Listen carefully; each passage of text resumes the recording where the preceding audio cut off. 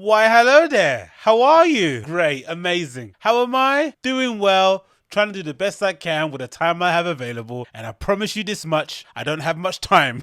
I don't have much time. Anyway, welcome back to my channel. It's great to have you back here once again. If you like what you hear today and you vibe with what I have to say, you know what to do. Hit that like button down below, and of course leave me a comment and leave me your thoughts, feelings and suggestions, and maybe subscribe to the channel after the fact if you like what I have to say regarding the following topic. Katt Williams sat down with Joe Budden the other week or a couple of weeks ago on his podcast. He's a much maligned podcast that's been through a whole bevy of changes over the last couple of months or so. It's been a very topsy-turvy situation over there, the JBP. But me as a big Joe Budden podcast fan, I've just stopped listening to it altogether. I can't really get past the whole beef. It really did paint Joe in a bad light, and I really can't look at him the same way. And I have to be honest, ever since that whole Rory and Mo debacle, even the sound of Joe Budden's voice just really irritates me. Rather than just listening to something, hate listening to something, I'd rather just step away and let other people enjoy it. But one clip went viral over the last couple of weeks where Katt Williams, one of their guests, which is funny considering, prior when Rory and Mo were on the podcast, Joe made it a real big point to make sure everyone knew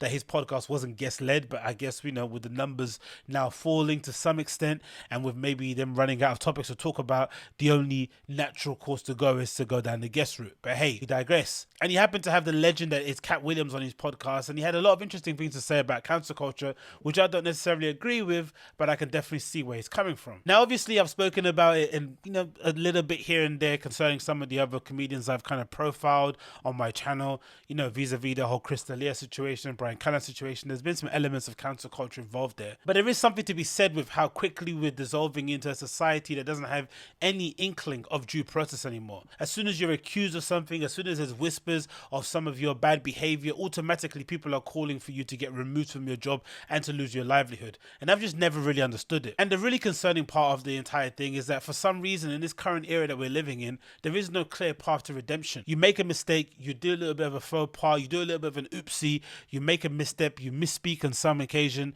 and it doesn't seem to be a clear path for you to kind of regain your position that you had previously. I don't know why that is. I don't know how that's kind of dissolved this way, but for some reason or the other, as soon as you make any kind of mistake and you're a public figure, you deserve to get completely banished from society, and I'm not really a big fan of it. Now, of course, when you're someone like a Katt Williams, you don't necessarily operate by the rules of the common man, so your kind of perspective of what cancel culture is and how it affects people can be different. But again, I think he had some very interesting points about the whole thing in general. Obviously, like I said, largely I disagree with entirely what he's saying, but let's play what Katt Williams has to say, and of course I'll jump on the other side.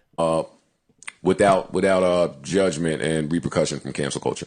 If you ask all of the people that didn't make it to the NBA, if you ask them if we just lowered the goal down another foot, they all tell you they'd make it.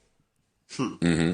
Nobody likes the out of bounds, but the out of bounds gotta be there, or you'll run up in the stands, right? Mm. So some of these things are for the benefit of everything. Nobody likes the speed limit, but it's necessary. Nobody likes the shoulder of the road, but it's there for a reason. Mm-hmm. My point is, people weren't all that extremely funny back when they could say whatever they wanted to say. At the end of the day, there's no cancel culture. Cancellation doesn't have its own culture. That was people of color. That was us policing our own culture. That was people without a voice being trashed by people just because they had a bigger name than them and more money than them and a better office than them. They could sweep them up under the rug like they didn't matter. I don't know what people we think got canceled that we wish we had back. I don't even know who are they. Mm. It's done for the reasons it's done for, and it helped who it helped. If all that's going to happen is we have to be more sensitive in the way that we talk, isn't that what we want anyway? I'm saying your job as a comedian is to please the most amount of people with your art. So if you want to offend somebody, nobody took those words away from you. Mm-hmm. dirty bitch ain't been taken away. You can say that, but don't call somebody this word when you know this affects all of these people. Don't use the R word when you really mean people on the spectrum. Don't say this word instead of saying autistic. Don't say this word instead of saying little people. Look, if these are the confines that keep you from doing the craft God put you to, then it probably ain't for you. Your talent. That's all. I get where he's coming from, but I don't really agree with the overall points. His analogy about the basketball was a little bit, it missed the mark to some extent. I get what he's trying to get at, but overall, I understand his reservations around the whole term cancel culture, because as a phrase, it is a bit GAY, which is ironic. Me even saying that could get me cancelled in that regard, right? Which is incredibly R-worded. Huh? You see what I did there? But yeah, I understand. The phrase itself is a little bit redundant, right? It's a little bit corny to say. It feels a little bit ridiculous that there's a culture around cancellation, but essentially that is what we have. And I guess the only real pushback I would have when it comes to Katt Williams is that he is a personification of a true artist, right? He kind of is the guy that kind of, moves to the beat of his own drum. He's been able to craft a career where he has essentially got a diehard, loyal fan base who will follow him, anywhere and everywhere that he goes to perform stand-up, who don't give a crap about whatever public scandal, quote unquote, he gets himself into.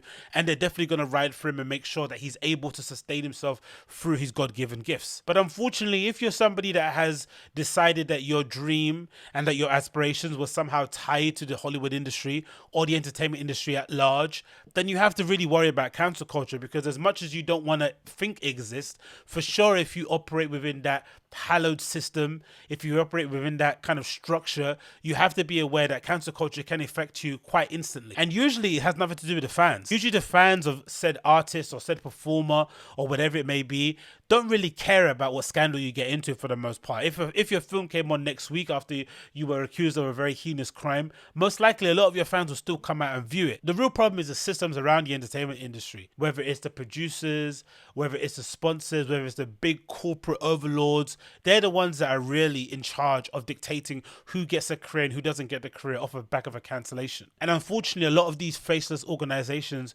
are very shy of getting any kind of negative press because of the amount of money that they're investing into these movies, the amount of dollars that are tied up in particular projects.